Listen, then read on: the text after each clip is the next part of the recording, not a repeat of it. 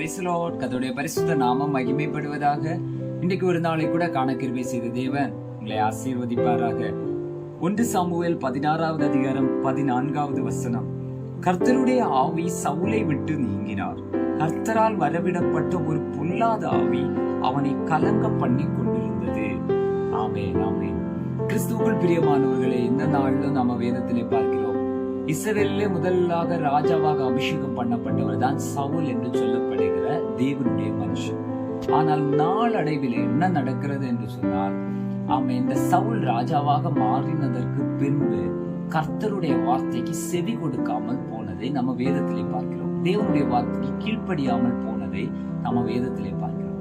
அது நிமித்தம் கர்த்தர் இஸ்ரவேலுக்கு அடுத்த ராஜாவை சூஸ் பண்றாரு. யாரு?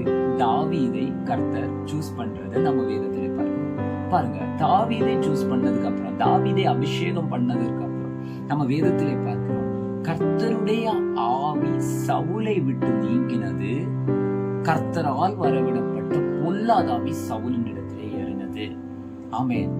பாருங்க பிரியமானவர்களே, கர்த்தருடைய ஆவி சவுலை விட்டு நீங்கின உடனே பொல்லாத ஆவி அவனுடைய சரீரத்திலே கடந்து வந்தது. பாருங்க, தேவ பிரசன்னத்திலே நிற்கிற ஒவ்வொரு தேவ பிள்ளைகளும் மிக மிக கவனமாக இருக்க வேண்டும். நம்முடைய கிறிஸ்தவ வாழ்க்கையிலே, கிறிஸ்துவுடனே கூடிய வாழ்க்கையிலே பரிசுத்த ஆவியானவர் இல்லாத, அந்த பிரசன்னம், தேவ பிரசன்னம் இல்லாத ஒரு வாழ்க்கை நம்முடைய நாட்களிலே வாழவே கூடாது. ஒரு நாள் கூட தேவ பிரசன்னம் இல்லாத நாள் நம்ம வாழ்க்கையில இருக்கவே கூடாது. அப்படி இருந்தா என்ன நடக்கும் தெரியுமா?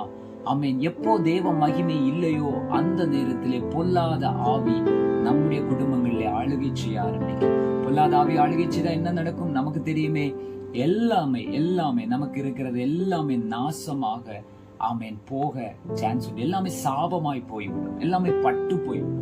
அதனால் அதற்குரிய இடத்தை நாம கொடுக்கவே கூடாது.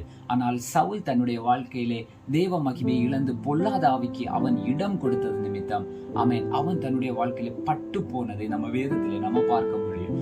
தேவனால் அபிஷேகம் பண்ணப்பட்டு தேவனுடைய அழைப்பை பெற்று ரட்சிக்கப்பட்ட தேவ பிள்ளைகள் மிக கவனமாக இருக்க வேண்டும். தேவனுடைய பரிசுத்த ஆவியானவர் இல்லாத ஒரு வாழ்க்கை வாழ நாம யாருமே துணியக்கூடாது. அதற்கு ஒருபோதும் நாம ஒப்பு கொடுக்க கூடாது. கர்த்தருடைய பிரசன்னத்துல தேவனோடு கூட இருங்க. கர்த்தர் நம்மை ஆளுகை செய்வார். அவருடைய சித்தத்துக்காக ஒப்பு கொடுங்க. தேவன் நம்மை நடத்துவார். கர்த்தர் தாமே உங்களை ஆசீர்வதிப்பாராக. ஆமென்.